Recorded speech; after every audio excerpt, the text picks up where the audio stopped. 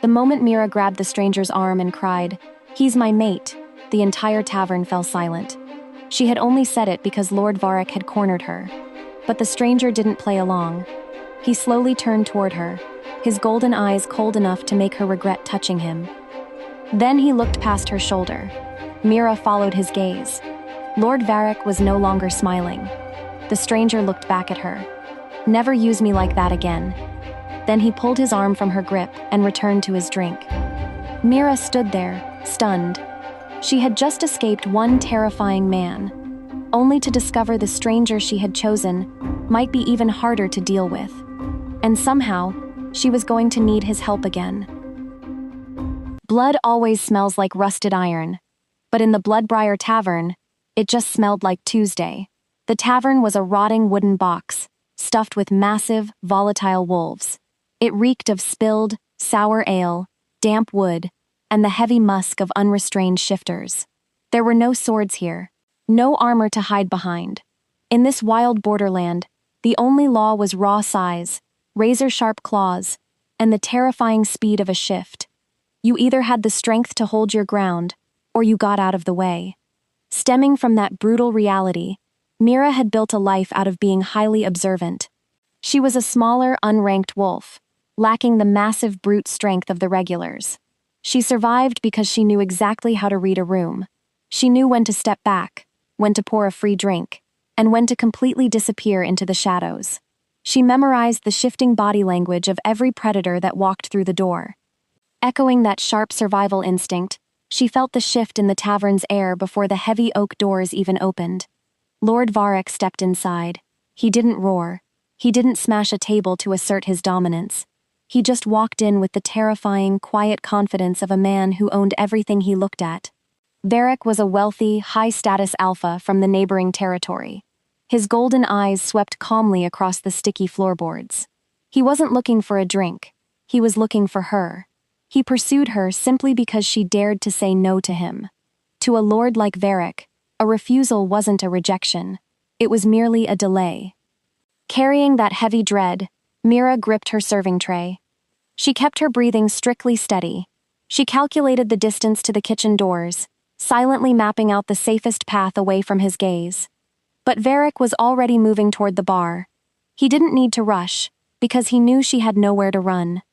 His heavy boots thudded softly against the floorboards. The brawling merchants and feral hunters naturally stepped aside, bowing their heads in submission to his rank.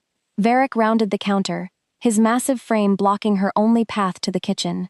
He stopped just a few inches away. He didn't growl. Instead, he smiled. "You keep making me come after you, Mira," he said. His voice was smooth, too smooth. He genuinely didn't believe he was doing anything wrong. He believed his wealth and rank gave him the right to take whatever he wanted. The heavy, suffocating scent of burnt pine and pure dominance rolled off him, designed to force a weaker wolf to submit. Mira didn't freeze. Her mind raced, processing her options because she needed a smart way out. She couldn't fight him physically. She was half his size and lacked a pack to back her up. She glanced at the tavern owner, but he was suddenly very busy wiping a clean glass, terrified of losing his business. She looked at a group of traveling mercenaries near the fire, but they wouldn't risk crossing a lord. She was entirely outmatched in strength and status. She needed a wild card. Her eyes darted to the darkest, farthest corner of the tavern. A stranger sat there. He wore no noble crest. He had no guards, just a thick black cloak pulled up high. He sat perfectly still, holding a wooden cup, ignoring the chaos around him. He didn't smell like a typical aggressive alpha trying to prove his dominance. He was just unbothered, completely detached from the brutal hierarchy of the room. She had noticed him visiting occasionally over the last few months. He never spoke to anyone. He just drank in total silence.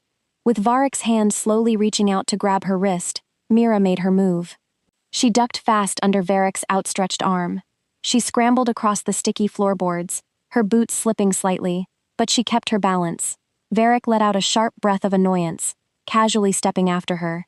Mira slammed into the stranger's table. She grabbed his arm. It felt like grabbing a pillar of solid stone. He didn't flinch. He didn't even spill a drop of his dark ale. Mira spun around, facing the approaching lord. and shouted the only words in wolf law that could stop a high-ranking male in his tracks. "He's my mate!" Total, suffocating silence fell over the Bloodbriar Tavern. The fighting stopped. Claiming a mate was sacred pack law. Nobody, absolutely nobody, interfered with a claimed wolf. Slowly, very slowly, the cloaked stranger turned his head. His hood shifted, revealing bored, exhausted golden eyes. He looked down at Mira's hands gripping his sleeve. Then, he looked up at Varric. Varric stopped walking. The stranger didn't bare his teeth. He didn't shift his weight to fight. He simply stared at the Lord and spoke a single word. "Leave." The voice was low, flat, and completely devoid of fear. Varric stared at him. The Lord's confident, creepy smile slowly vanished. His eyes widened slightly, as his gaze locked with the stranger's. Varric processed something the rest of the room couldn't see. He took a step back, then another. Without a single word of protest, Varric turned and walked out the door. Mira let out a massive, shaking breath. It worked. Flowing from that intense relief, she turned to the stranger, but he brutally pulled his arm out of her grip. He wasn't fascinated. He wasn't protective. He looked deeply irritated. "Never." His voice dropped to a harsh whisper. "Use me like that again." He turned his back to her and took another sip of his drink, completely dismissing her existence. Mira stood there for a second. He was rude. He was grumpy. He clearly just wanted to be left alone in his dark corner. Fine. She could live with that. She smoothed out her apron and walked back to the bar. The mysterious man was a jerk, because he didn't care about her problems, but Varric was gone. That was the only thing that mattered. The next evening brought a different kind of tension to the Bloodbriar Tavern. The room was packed with bodies, thick smoke, and the dizzying smell of roasted meat and wet fur. Mira wiped down the sticky bar. Her eyes kept darting to the frosted, dirty windows near the front door. Two men stood outside in the cold rain. They were Varric's scouts. They weren't there to drag her into the woods. They were there to watch. Varric was smart, and he was patient. He wanted proof that her sudden mate claim was a lie.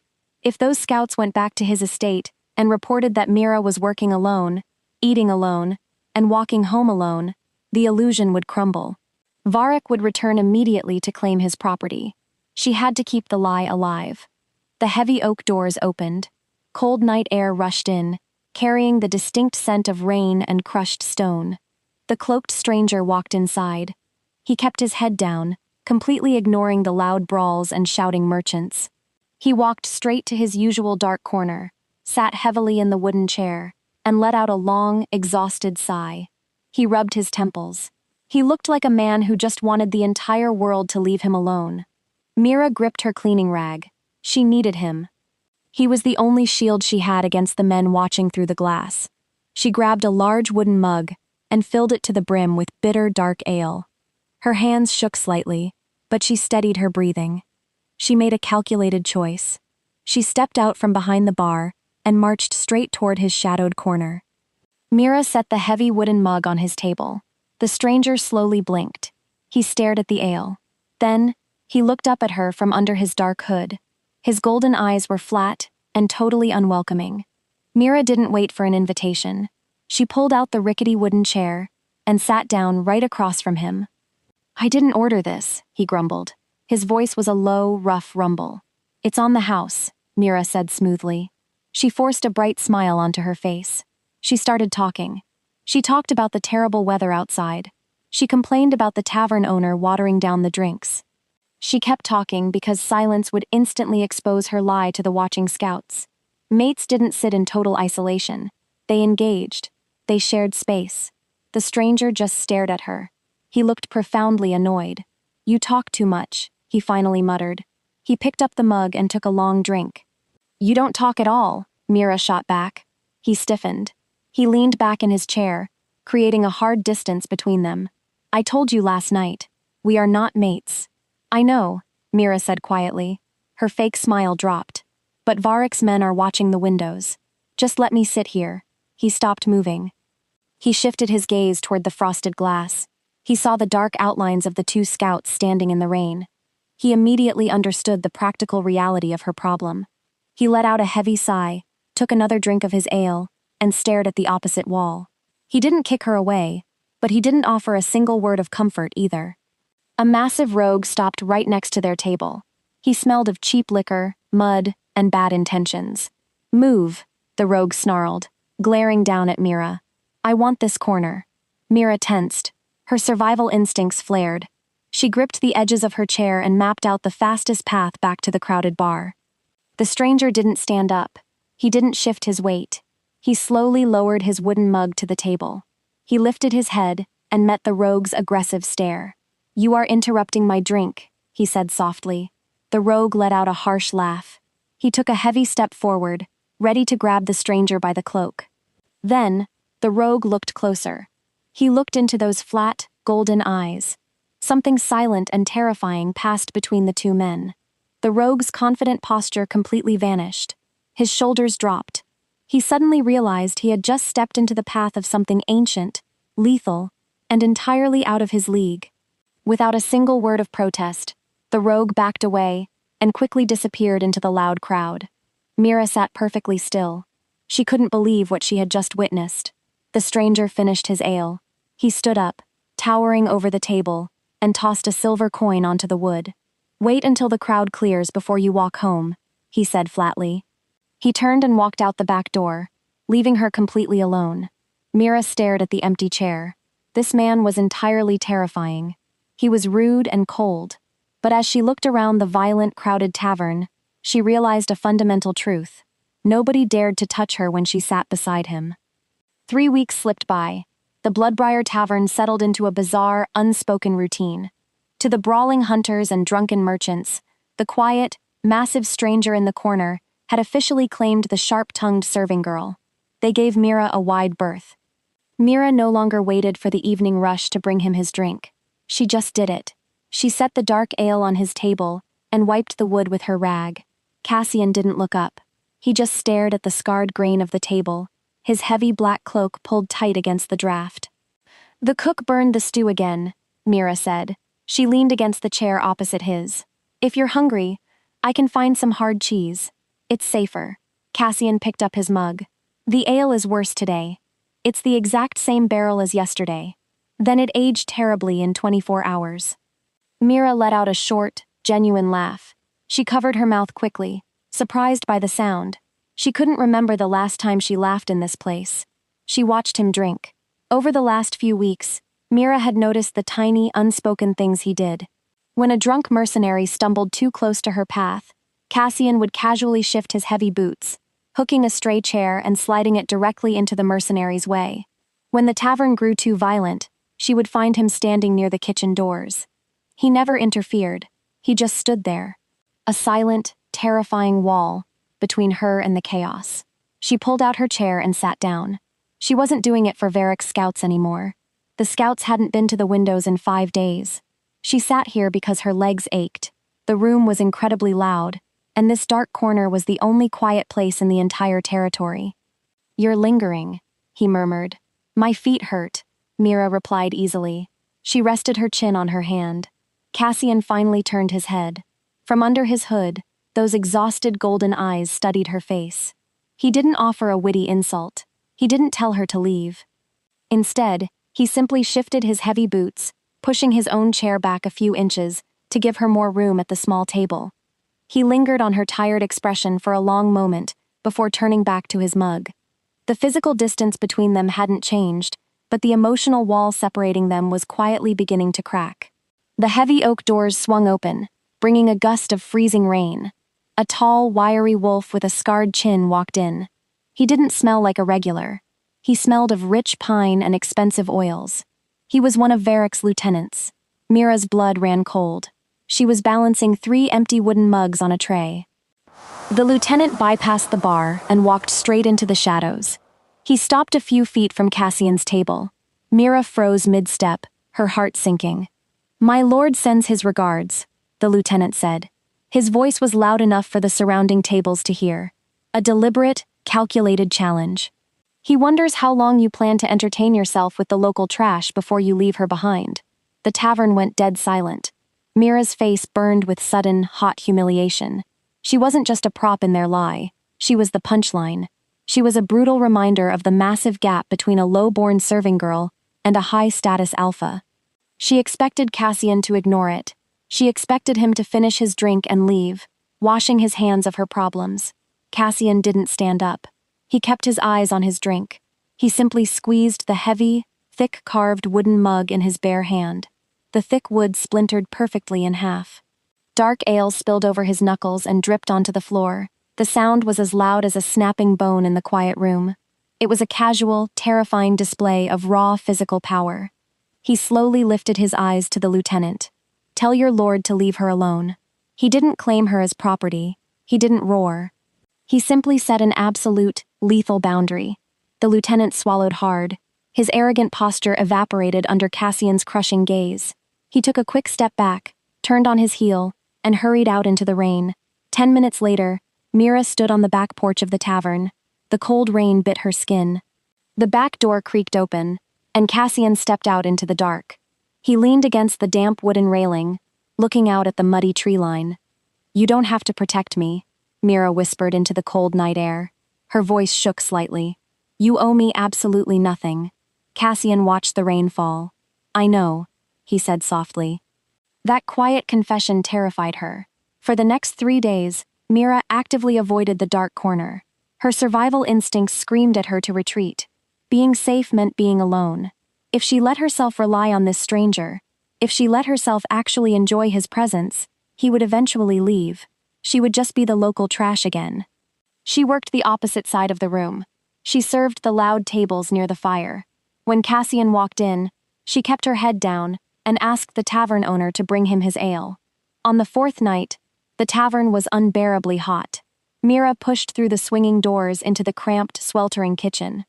The smell of raw meat, chopped onions, and wood smoke hit her. She leaned against the prep counter and closed her eyes. The swinging doors opened again. Mira opened her eyes. Cassian stood in the kitchen doorway. He filled the entire frame, his broad shoulders blocking the exit. He pulled his hood down. He didn't look angry. He looked deeply, profoundly irritated with himself. He stepped inside. The kitchen suddenly felt impossibly small. "You stopped coming to my table," he said. His voice was a low rumble. Mira grabbed a rag and scrubbed a perfectly clean plate. "I've been busy." He just stared at her, completely unbothered by her terrible lie. She stopped scrubbing. She looked up, unable to hide her surprise. "You noticed?" Cassian sighed.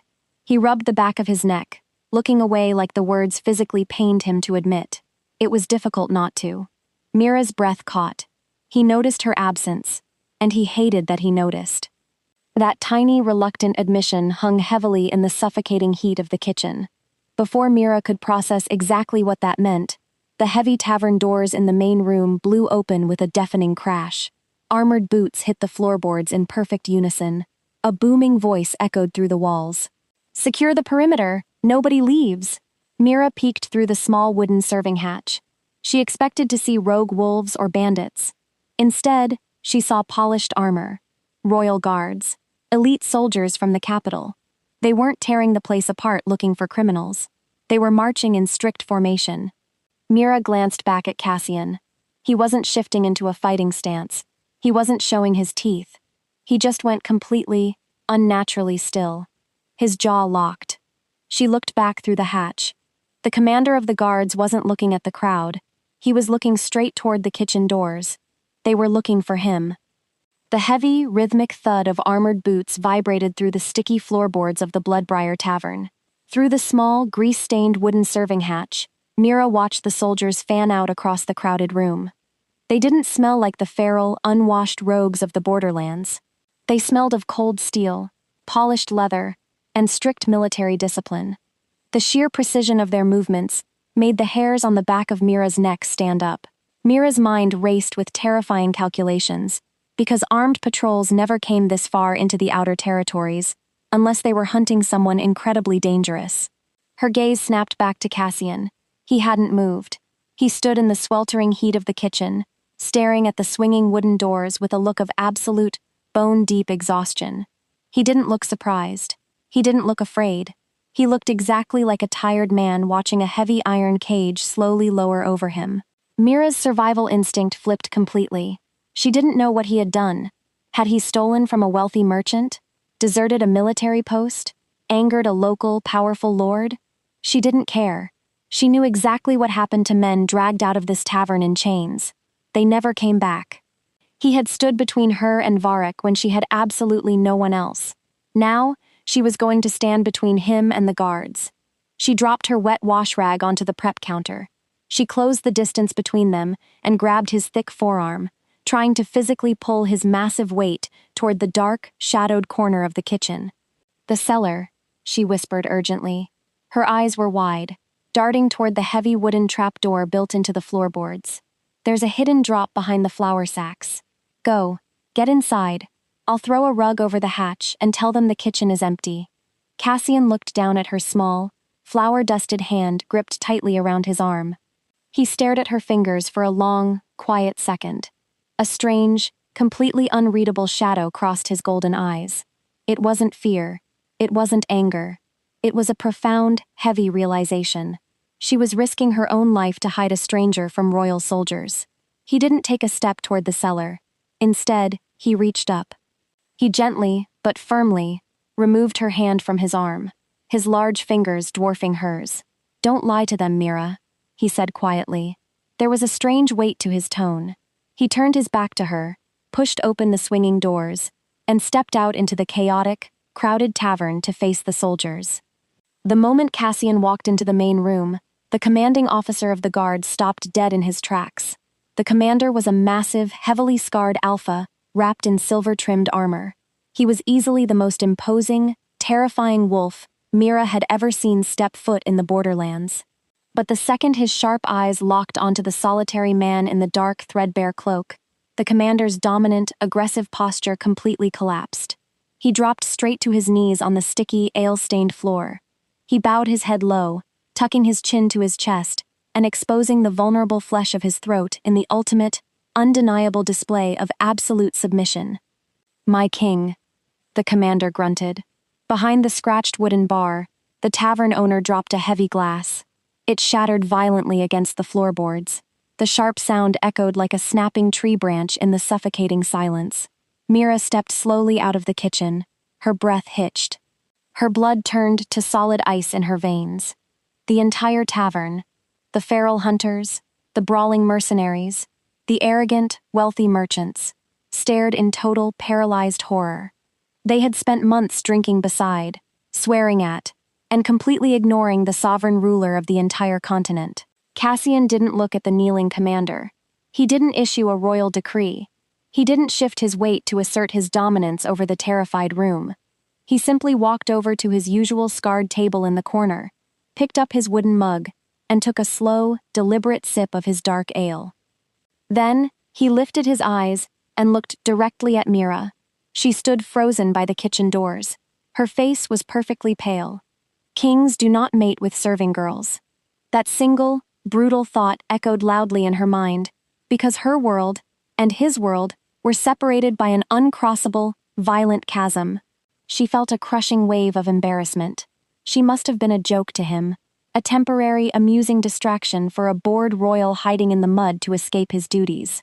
Cassian set his mug down on the table. "I was wondering when you'd figure it out." He didn't sound arrogant. He just sounded deeply, profoundly tired. But to Mira, the careless words felt like a cold knife slipping cleanly between her ribs. She didn't scream at him. She didn't drop to her knees and bow. She simply untied her stained serving apron, let it fall onto the nearest table, and walked straight out the front doors into the freezing, pouring rain.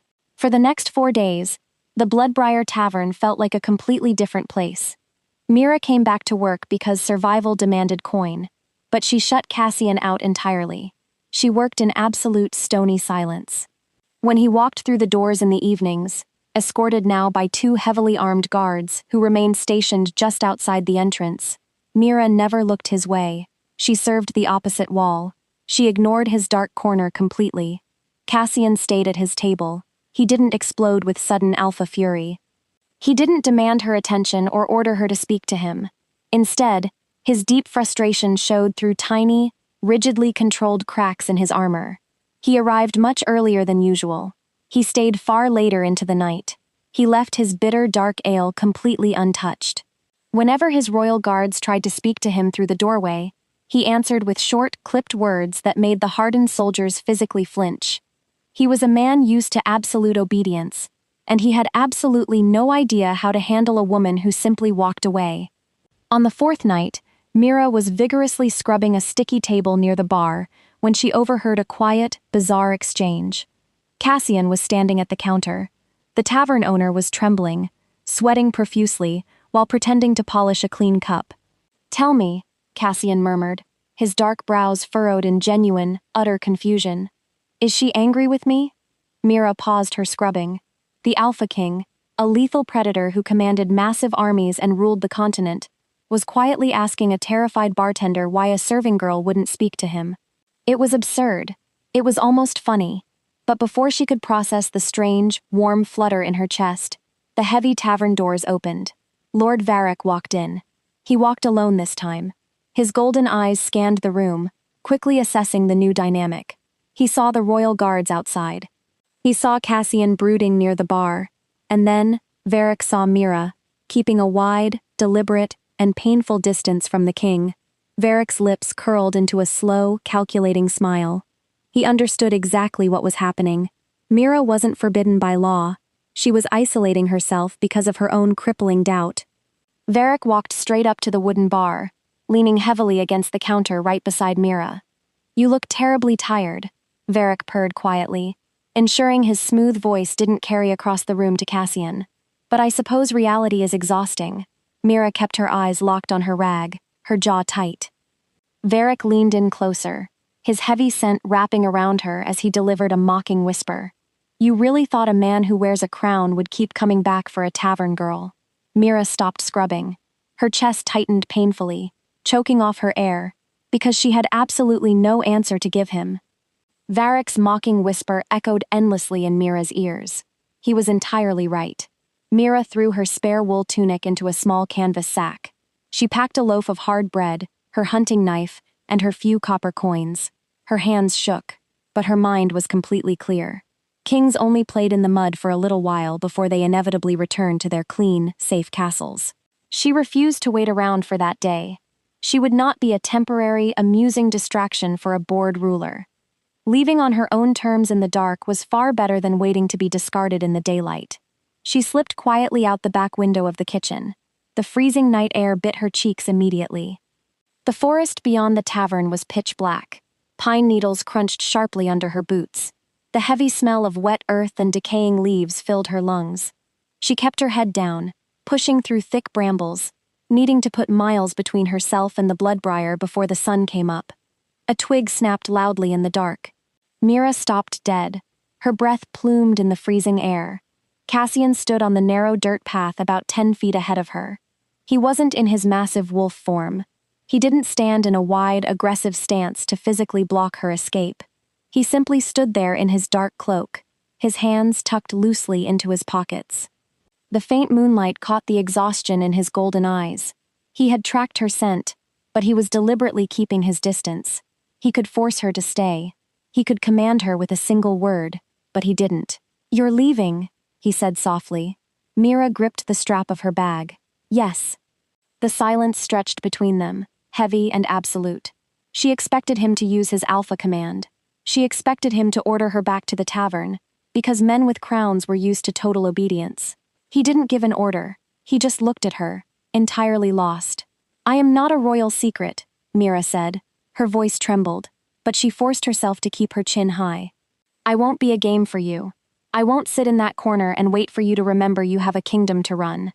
Cassian stared at the muddy ground between them. His broad shoulders sank slightly. He was a man who could effortlessly command hundreds of thousands of wolves, yet he looked completely out of his depth. "I didn't bring you to the palace," he finally muttered. "You didn't ask me to stay." Mira shot back quickly. "I know. Then why are you here?" Cassian opened his mouth. Then, he closed it. He looked away, staring into the dark trees. A heavy, awkward silence fell over the path. He had faced armies without hesitation. Yet, standing on a muddy forest path, he couldn't explain why watching her leave felt wrong. He didn't have a grand, romantic speech prepared. He didn't know how to talk about his feelings, because he had spent his entire life burying them beneath duty. Mira watched him struggle. The anger slowly drained out of her. He wasn't a bored god playing with a mortal. He was just a profoundly tired man who had absolutely no idea what he was doing. She let out a long, shaky breath. She dropped the canvas sack onto the wet pine needles. Cassian looked at the dropped bag. The rigid tension in his jaw relaxed completely. He didn't reach out to pull her into his arms. He simply waited as Mira closed the distance between them. She stopped right next to him. She didn't hide behind his broad back. She stood firmly by his side. Together, they turned and walked back toward the tavern in quiet, comfortable silence. They emerged from the tree line and stepped into the muddy yard behind the Bloodbriar. Lord Varric was leaning casually against the wooden hitching post. He hadn't brought an army. He didn't need one. He simply stood in the faint orange glow of the back porch lantern, a slow, calculating smile spreading across his face as he watched Cassian and Mira walk out of the woods side by side. Varric pushed himself off the post. He didn't bow to the king. He looked directly at Mira, his eyes gleaming with dangerous amusement. "You really believe this will last?" Varric asked. His voice was smooth and laced with pure poison. Mira stiffened. She stayed right beside Cassian, but her heart hammered wildly against her ribs. Varric took a slow step forward, completely ignoring the king, to press directly on her deepest insecurity. "You think these people will see what I see? A clever little tavern girl? No. They'll see a woman who doesn't belong beside their king." The words hit Mira exactly where it hurt. She felt completely exposed. Varric smiled. He looked at Cassian, issuing the ultimate, undeniable dare. "Then take her to the capital," Varric challenged softly. Mira's blood ran cold. She froze. Cassian didn't explode with alpha fury. He didn't bare his teeth. He turned his head and looked down at Mira. He saw the sheer, paralyzing terror in her eyes. He didn't care what the nobles thought of her, but he realized in that exact moment just how much she cared. "You don't have to prove anything to him," Cassian said quietly. Mira wrapped her thin arms around her own ribs. She felt impossibly small under Varric's mocking gaze. "I'm not trying to prove anything to him," she whispered. Her voice cracked, stripping away the tough armor she had worn for months. "I'm afraid." It was a massive admission. She had spent the entire story trying to appear fearless around this terrifying stranger. Cassian didn't make a grand promise to change the world for her. He simply looked at her and offered the one thing she truly needed. "Then don't go," he replied. He meant it. He wouldn't force her. But as the words hung in the cold air, something shifted deep inside Mira's chest. Varric's smug smile burned into her vision. She realized that if she walked away now, if she stayed in the safety of this filthy tavern, she would always wonder. She would always wonder whether she was simply afraid of Cassian's dangerous world, or if she was just afraid that she wasn't worthy of it. She didn't want to run anymore. Mira stared at Varric's smooth, poisonous smile. She felt the freezing mud seeping through her worn leather boots. The heavy silence pressed down on the tavern yard, but she didn't want to hide anymore. She didn't want to pour sour ale while looking over her shoulder in fear. "I'm going," she stated. Her voice was barely a whisper, but it cut through the cold night air like a drawn blade. Varric's smile faltered for just a fraction of a second. Cassian stepped closer, his broad shoulder brushing against hers. He didn't smile, but a fierce, quiet pride burned in his eyes. He turned his attention toward the armed guards waiting in the yard. "Prepare the horses," Cassian commanded. The raw, heavy authority was back in his voice. "We ride for the capital." 2 days later, the massive iron gates of the royal city groaned open. The capital was a sudden sensory overload that made Mira's head spin. The scent of sweet jasmine and crushed lavender completely masked the natural, earthy smell of the pine woods. Towering spires of white stone pierced the sky. Polished marble streets clicked sharply beneath their horses' hooves. It was terrifyingly bright and impossibly clean. But the most jarring change wasn't the city itself. It was Cassian. The moment they rode through the main gates, his posture completely shifted. His spine stiffened. His jaw locked tightly into a hard, unforgiving line. His golden eyes turned as cold and distant as winter ice. He wasn't becoming a different person. The quiet, brooding man from the tavern hadn't disappeared. Mira realized she was simply seeing the man the rest of the world knew. The untouchable sovereign. The The man in the dark corner of the Bloodbriar was the authentic Cassian. This towering, icy monarch was the armor he wore to survive his own kingdom. Mira rode slightly behind him, her hands gripping her leather reins until her knuckles ached. As they passed the inner courtyard, she felt a heavy gaze on her back. A woman in a deep crimson cloak, the left side of her face marked by 3 silver scars, stood on a high stone balcony. She wasn't sneering like the other nobles. She was quietly, intensely observing the way Cassian subtly angled his horse to shield Mira from the crowd. The scarred woman's eyes narrowed thoughtfully, taking careful mental note of the king's unprecedented protective behavior, before vanishing back into the shadows. The palace was a beautiful, suffocating trap. Guards escorted Mira to a massive guest chamber in the eastern wing. The floor was covered in plush, snow-white furs. The bed was draped in shining silver silk that felt entirely too heavy. Cassian was instantly swallowed by his crown. Mira wandered the wide, sunlit corridors alone over the next 2 days. She watched Cassian from the edges of open courtyards and grand meeting rooms. She saw him surrounded by shouting generals arguing over border supply lines. Hours later, she saw him cornered by wealthy merchants demanding lowered trade taxes. By sunset, he was sitting stone-faced at a long table, while older nobles debated marriage treaties. His expression grew increasingly rigid, the dark shadows under his eyes deepening. This wasn't the paradise she had imagined. He was completely trapped here. The tavern had been his freedom, and the palace was freedom for absolutely nobody. The true danger of the capital came in the quiet moments. Mira didn't find feral, snarling rogues in the hallways. She found something much sharper. She paused in a garden courtyard where several noble women in heavy, intricate gowns were drinking spiced wine. One of the women, wearing a delicate necklace of spun gold, turned to Mira with a perfectly sweet, polite smile. "You must be exhausted after such a long, muddy journey from the outer territories," the woman said softly. Her tone was completely pleasant. The words sounded kind. The underlying meaning was perfectly clear. "You do not belong in this garden with us." Mira held her ground, forcing her voice to remain steady. "I am fine, thank you." Another woman tilted her head, her silk fan fluttering gently. "Tell us, Mira, which noble house are you from? We couldn't place your family name." "I'm not from a noble house," Mira answered honestly. "None." The women didn't gasp. They didn't laugh or insult her worn dress. They simply nodded slowly. The conversation died instantly. The women turned back to each other, speaking in low tones about court musicians, entirely pretending Mira no longer existed. That polite, absolute erasure hurt far more than any physical blow in the Bloodbriar tavern. Mira stood there, utterly paralyzed. She didn't know which fork to use at their feasts. She didn't know which noble to greet first, what formal titles to use, when it was safe to speak, or when she was expected to remain perfectly silent.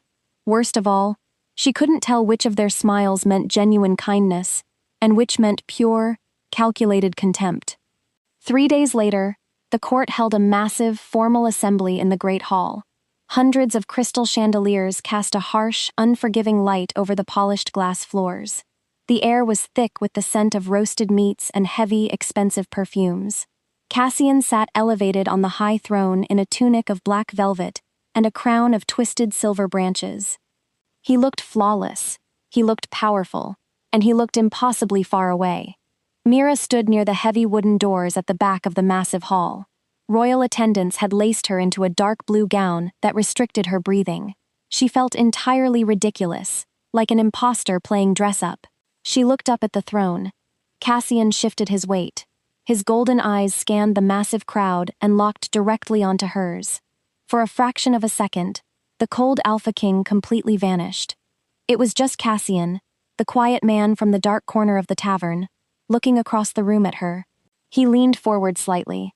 Before he could raise a hand, a high-ranking general stepped directly into his line of sight, bowing deeply and unrolling a massive map across the steps of the throne. Cassian's jaw tightened. He looked away from Mira, turning his attention to the general and the map.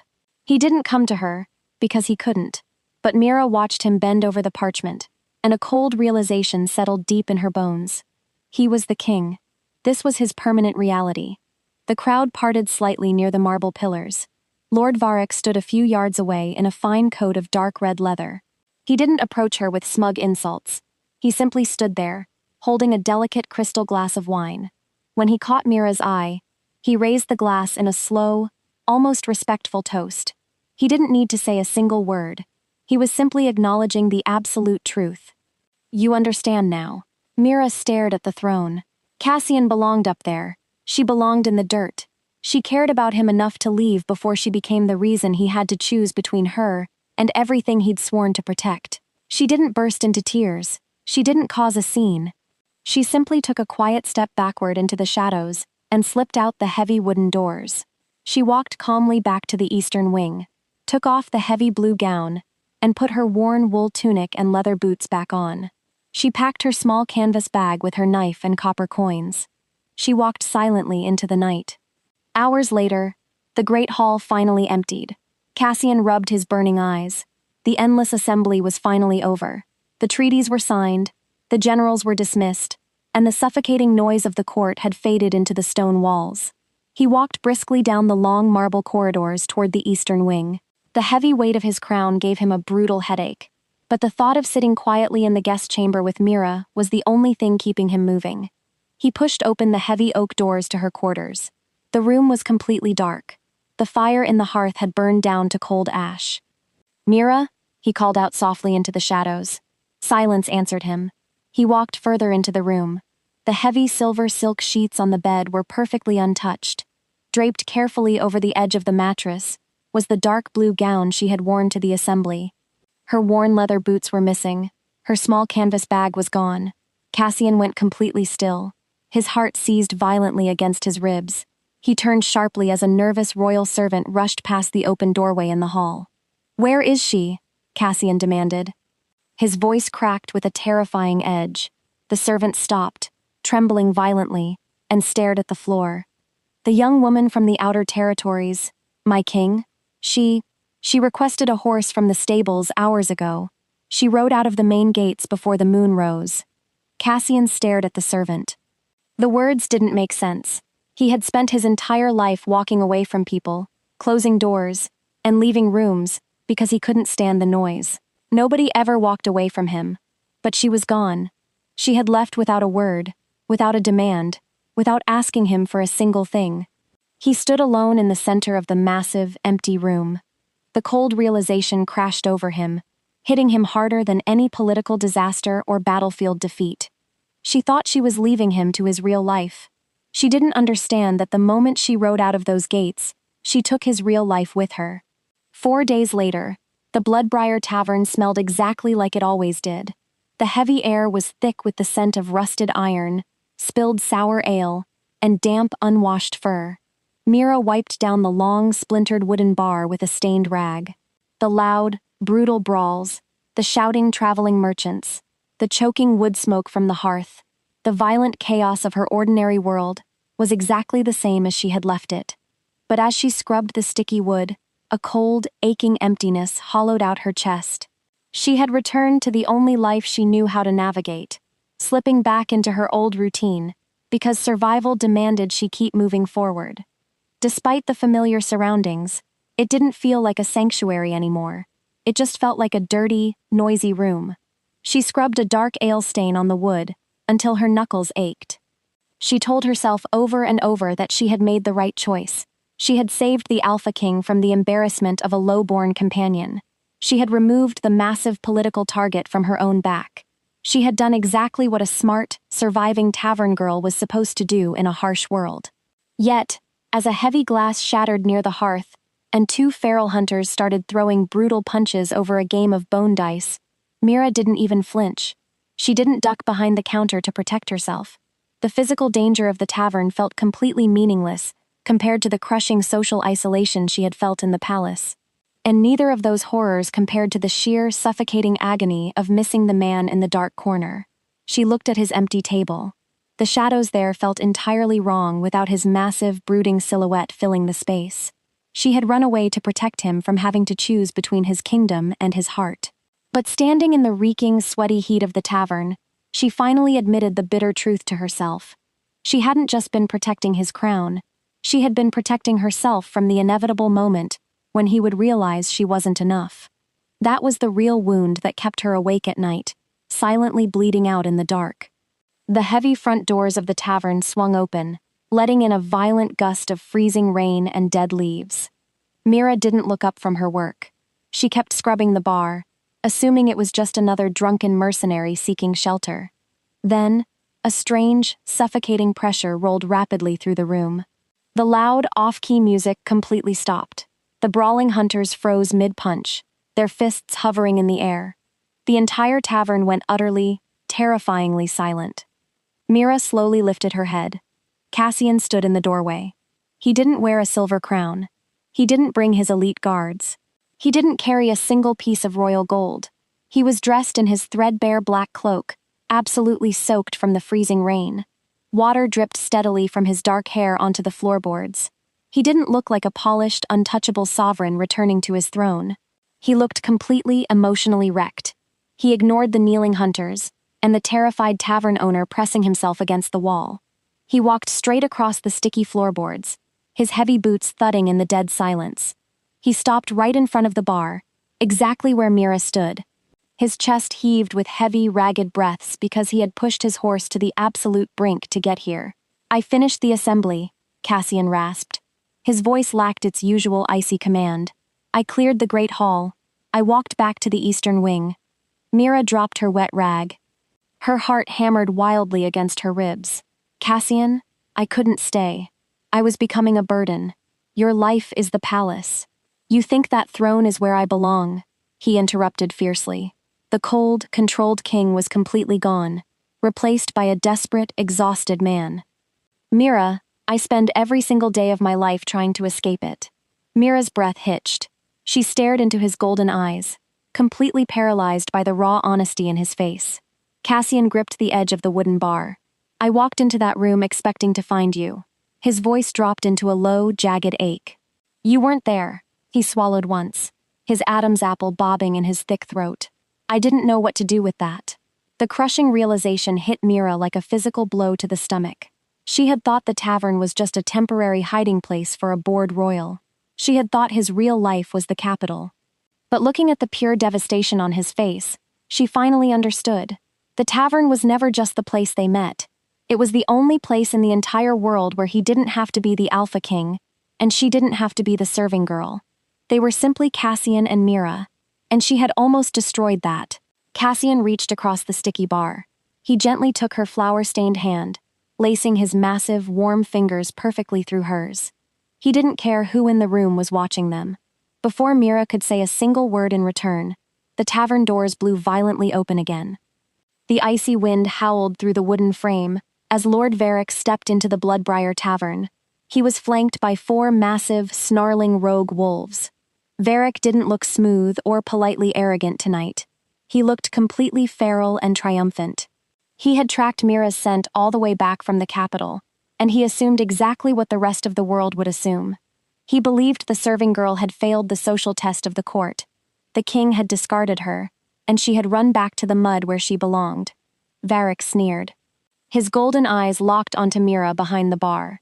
Because Cassian was standing in the deep shadows of the counter, turned slightly away from the door, Varric couldn't clearly see the soaked man holding her hand. "You see?" Varric announced loudly, his voice dripping with cruel, venomous victory. "Even the king eventually remembered what you are." Mira didn't cower. She didn't pull her hand away and hide behind the wooden bar. She squeezed Cassian's fingers, her own fear completely replaced by a blazing, absolute certainty. "You're still making the same mistake," Mira said. Her voice was remarkably steady, echoing clearly across the silent tavern. Varric paused, his smug smile faltering slightly. "What mistake?" Mira looked up at the tall, dark-haired man standing beside her. "You keep thinking he is the only one who can decide whether I belong beside him." The words hung in the cold air, sealing her incredible transformation. She finally knew exactly what she wanted, because she had stopped letting her fear make her choices. Cassian slowly turned around. He stepped out of the shadows and into the dim, flickering lantern light. He didn't roar. He didn't shift into a massive beast. He didn't need to prove his physical strength, because true, absolute power never has to shout to be heard. He simply looked at the Lord and spoke in a quiet, lethal tone. You came all this way to threaten my mate? Varric froze completely. The arrogant, cruel smile melted off his face, replaced by pure, unadulterated terror. He looked at Cassian's soaked cloak. He looked at the lack of guards. And in that terrifying, freezing moment, Varric finally understood his fatal error. The tavern wasn't a place where Cassian was weak or unprotected. It was simply the one place where Cassian chose not to be the king, and Varric had just forced him to wear the crown again. The heavy, suffocating weight of Cassian's quiet question pinned Varric to the floorboards. Varric's golden eyes darted wildly around the room. He looked at the 4 feral rogues he had brought with him. They were already taking slow, terrified steps backward, their heads bowed in submission.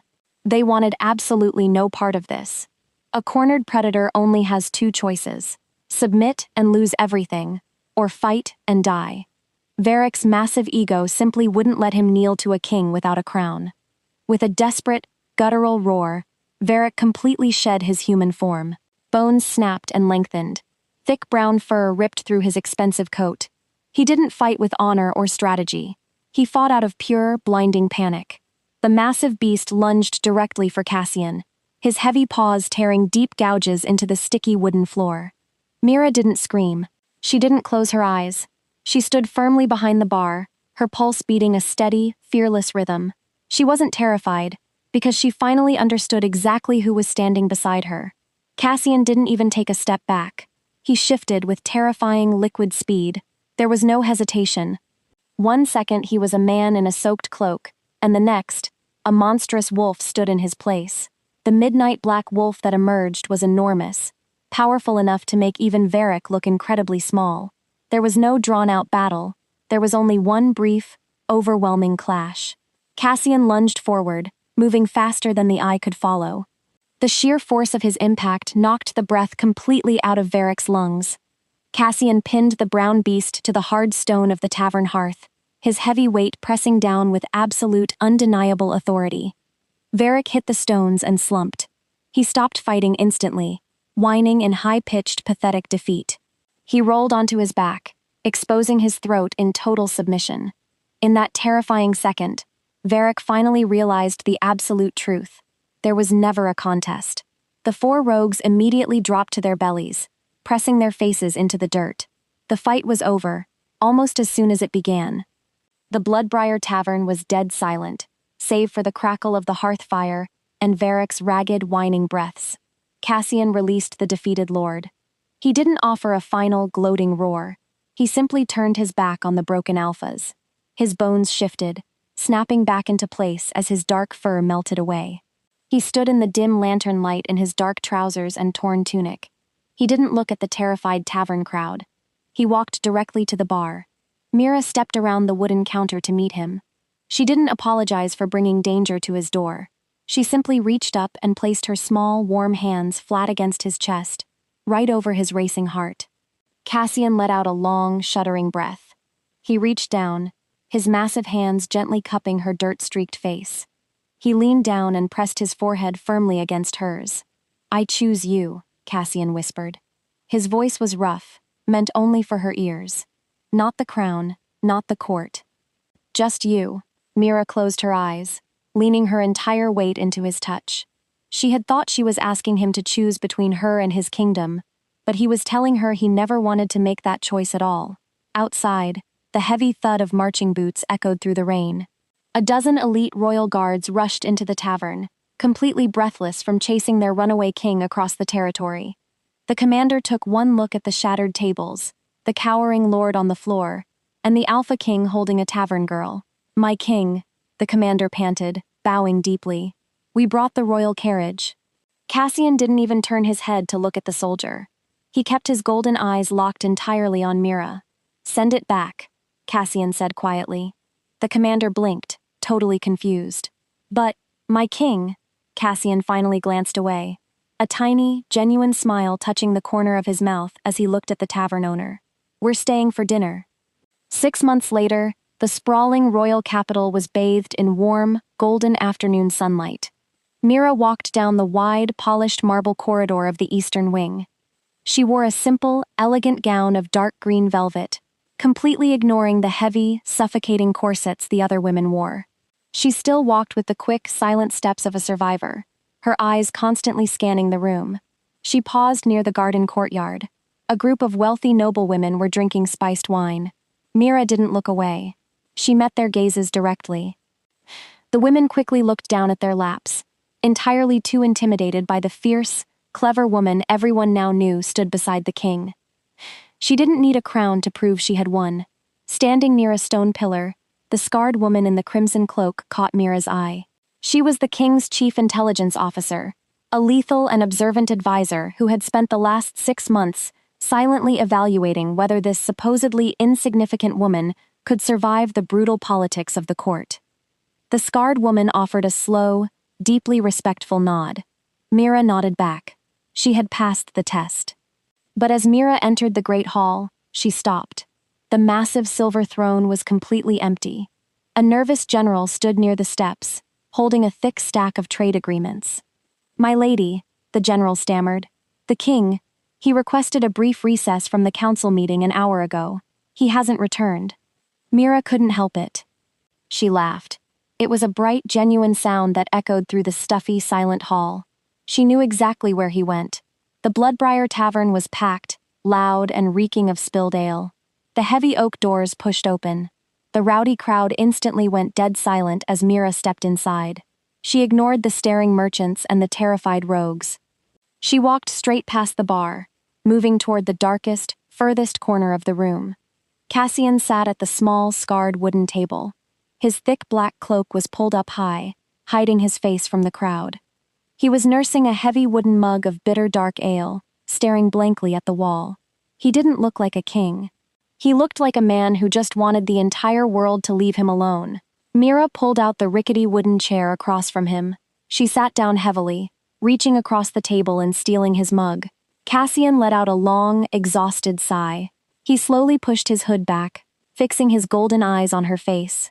"I came here to escape you," Cassian grumbled, his voice a low, rough rumble. Mira took a sip of the terrible ale. She set the mug down and offered him a wide, clever smile. "Then you chose the wrong tavern." For the first time, the man who had spent years running from his crown laughed without restraint. Mira smiled. She had claimed a stranger because she needed someone to make a man leave her alone. She never imagined that stranger would become the Alpha King. And she certainly never imagined she would one day return to the same dark corner. Not to pretend they were mates, but because she truly was his.